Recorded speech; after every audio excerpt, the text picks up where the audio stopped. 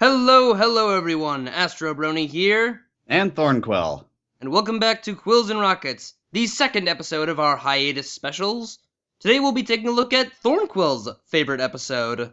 And what would that be? This episode is probably going to seem like an odd one for me to pick, but it is actually episode 14 from season 1, Suited for Success. Suited for Success? Huh. Yeah, that is definitely I would say it is a very good episode, but really your favorite? It was a toss-up for me between The Return of Harmony, Lesson Zero, and of course A Canterlot Wedding. But this one, I always come back to whenever I think of my favorite episodes for a few reasons. Mm-hmm. And what are those reasons? Well, back during season 1, when I was still trying to figure out just what was going on with this blasted show, this was the one that, when it began, I was sure that I was going to absolutely hate. And this was where the show would finally start to make sense again and evolve into a cute little disgusting saccharine show for little girls. Because how does the episode start out? They decide to hold a fashion show. Oh, and if yeah. that isn't a disastrous episode premise, I don't know what is. And yet, wow. It was certainly a trip for everyone. This episode, I don't know. This was when I really started to pay attention to how the show writers were able to take fairly simple characters and concepts and take them in a direction I didn't expect. And that, as I think I've said before, is one of the things that has kept me coming back to the show again and again. And this was the first time that I really saw it, because we'd had episodes that I thought were going to bomb before, and this show I thought was going to bomb before. But this one at least took it in a especially identifiable direction for me, because they started to analyze creativity and the creative process. Mm-hmm. And I think anybody who does anything creatively does work for somebody. Anyone who does commissions for art and anything, they're like, let me do my work. And someone wants it slightly different, but they don't exactly know how to go about it. Exactly. And for as hard a character as I think Rarity is to write, both in fiction and in the show, this episode just did it so well, and it made her one of my longtime favorite characters. I think this is the episode that made a lot of people love Rarity. Because, as always, it seems the best episodes are when people break down and when they revert to what they truly are. And this is Rarity's breakdown.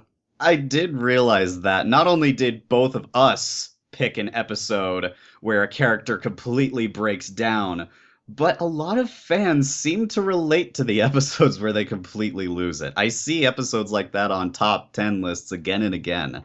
Party of One, Lesson Zero, Suited for Success. Yep. Sonic Rainboom. Yeah.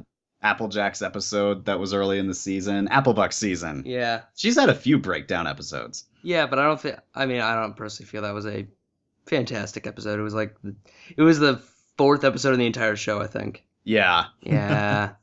Moving on with why this is such a great episode.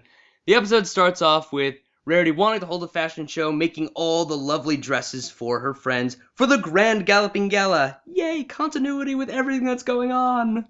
For a concept that initially seemed like it wasn't going to go anywhere, the Grand Galloping Gala gets continued here, and we get probably one of the catchiest songs in the fandom ever, even several seasons later.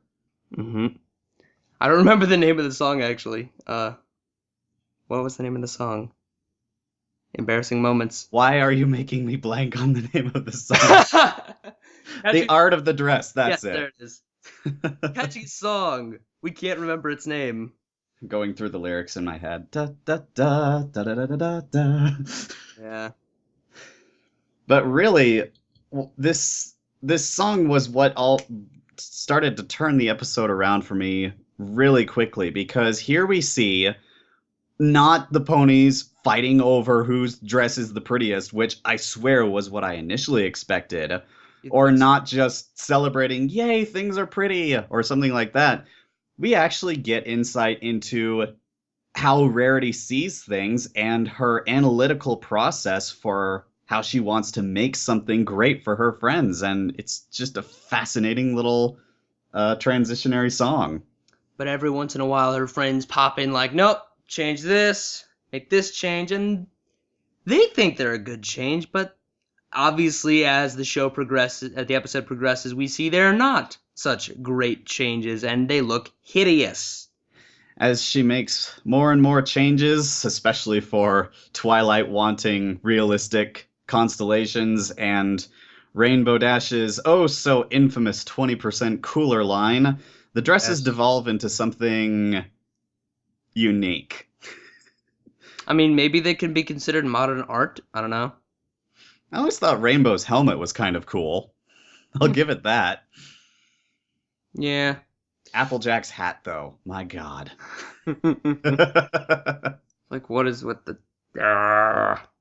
what was it? Oh, yeah, it was the lessons in, like, a 5-minute summary.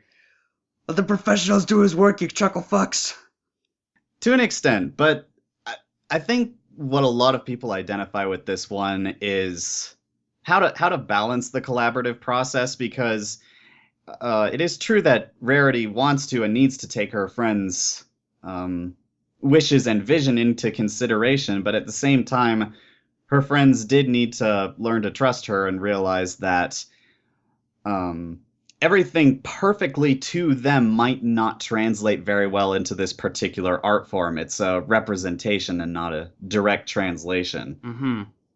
Yeah, I guess for us, we would understand it's like different voice actors having a different idea of how that line should be said, whereas we think it should be said a completely different way, and I've seen that every once in a while happen.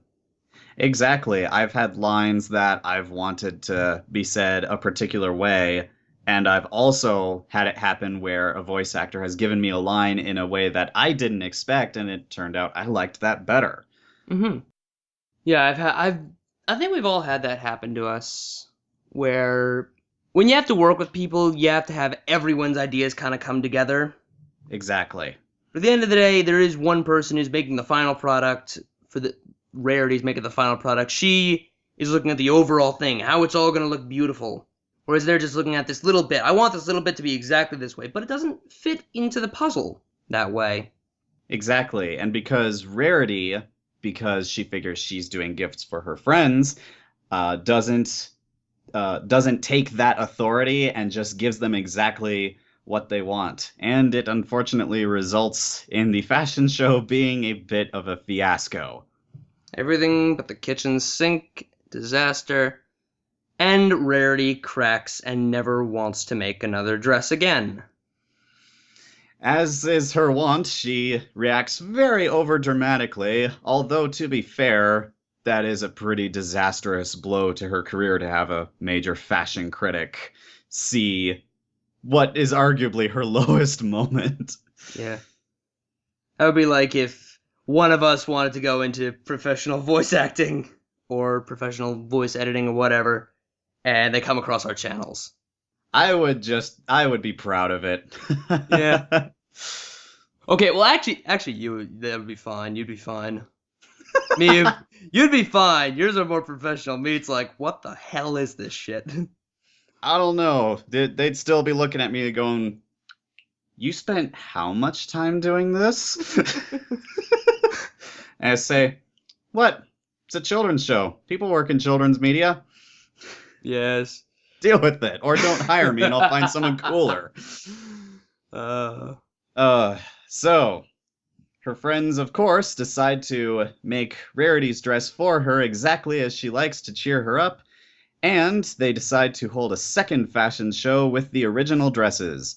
And I still contend that the finale of this episode is one of the most impressive bits of animation the show has put out. I mean, you go back and watch that, and it's still a cool scene to watch. It is. I think it's pretty cool. Like, everyone has their own little thing going on to appear with their beautiful dress. I love Rainbow Dash's entry. Of course, I love anything with that kind of thunderous bass going on. Yeah. So It's just a fun, colorful, and the whole episode just has fantastic music. Even though this scene doesn't have another song, it's got great background music. And as a way, honestly, because let's face it, this was a way for Hasbro to sell toys, Rainbow Dash, Twilight toys with these beautiful dresses for little girls. They got that to work very well in the show. They did it fantastically because you're right. Very often, the show writers are probably given a premise to sell a new toy line. I mean, I think we're all still paranoid that's how Twilacorn came to be. It is, let's face it. But for this episode to tackle the creative process and get it so right is really impressive to me because I almost never see any TV show ever try to portray creativity, let alone do it really well. Like most of the time I just see the eccentric creative genius and you know that sort of cliche, but this one actually delves into the process and the mindset behind it and it works so well. Yeah. And I think that's why I love this episode personally so much. It's just so identifiable to me on a few levels. So I guess there are always these moments in the show where we can all identify with it, and I guess that's the big thing about the favorite episodes is they are a moment that we can all identify with. precisely. I think if anyone looks at whatever their favorite episode is, because I've heard ones that I would not have expected. There's always that kind of personal insight that the writers have managed to put into it, and really make these characters so much more fleshed out than they would be otherwise. Because we talked about how Pinkie Pie was just kind of the hyper, always happy, energetic pony, and then she got a lot more depth. And Rarity is a character that would be so much easier to just have as a one face, shallow personality character. You know, oh, she loves fashion and she loves pretty things, and that's it. I mean, when I started watching the show, that's what I thought she was. Exactly. I thought she was just this overdramatic drama queen. I like pretty things. I like dresses, but no, she's a hard-working artist. And that is why this episode always makes my top 10 list. And why I chose to talk about it today, because honestly, I could talk about Camelot Wedding all day long, but yeah, I think everyone's heard me rant about changelings enough lately. Oh, yes. Except for, the one major plot hole in A Candlelight Wedding. And what is that? Who the hell are Shining Armor and Cadence? Who? Yes. What do you mean? I'm confused. Where did they come from? They came from nowhere. Come on. Just because they hadn't been mentioned before, it was never stated that they didn't exist. It kind of was. When? The fact that they never existed before that Twilight loved them so much. It's like, yeah, my big brother is my best friend forever. I never mentioned him before to any of you. Well, that's what happened with Maud. I'll give you that, Maud. They did do that with. But I think it was, I don't know, I thought it was a little bit bigger, because there was actually an interlude to her beforehand, before we actually met her. It was at least established that Pinkie Pie had a larger family. Yes. And she was in a picture before they actually introduced her. With a show that only has about 20 minutes to convey the simplest of storylines, I can understand if they never had 5 minutes where Twilight said, "Oh, let me tell you about my family background." Yeah. I guess that'll be the next hiatus episode. And analyzing whether or not A Camelot Wedding has an unforgivable plot hole. Yes. Okay. Because we have gotten a little bit sidetracked. We have. Oh my. But I think we've talked all about Suited for Success that we can. I think so. So until next time, whenever that is, this has been Astro Brony. And Thornquill. This is me, signing off. See you next time.